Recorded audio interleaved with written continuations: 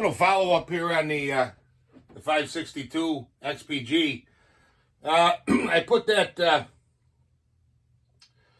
the tube exhaust here, the piped exhaust here on, and made a few cuts, and I noticed a noticeable improvement. They say that this saw is rated at 4.8 horse. By doing this, I bet you I picked up another half horsepower, maybe a little bit better. It's tough to tell. But this saw is basically, from what I can tell, is the baby brother of the 572 XP. And there's a few tricks that I know, flow tricks that I know that worked on the 572 that most likely will work with this. I haven't pulled it apart, but like I said, it looks like the baby brother, just the same design. It looks like it has the removable transfer caps here, so it should be relatively easy. Some guys, don't think that there's any gains to be had. Well, maybe for you, but you can get a considerable gains out of these if you know what you're doing.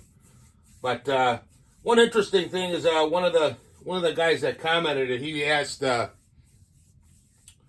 I believe he's from Finland. He asked, was this the dished? Can't get it out this morning. Let me get a coffee here.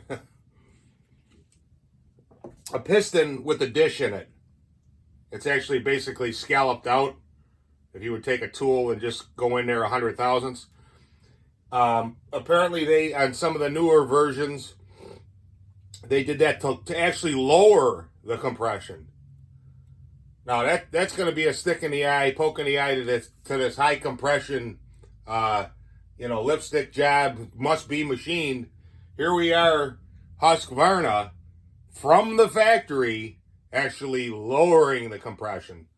And I've gone back and forth with some of these guys for years, and it's, hey, there is no one hard and steadfast rule, but when you see the manufacturer come out with a certain number, there's a reason why they do that. People, they screw the gauge in there and they're pulling the thing, and it's got to look at the compression. But that's not the whole story. And I'd love to sit down and explain it to you and make an hour-long presentation of why. But basically, that rope, you're only spinning that thing at 50 RPM. Yeah, it's saying this reading. But what's it doing when it's spinning 10,000? Tell me that. That's the $64,000 question. I know the answer. But do you? Well, obviously not.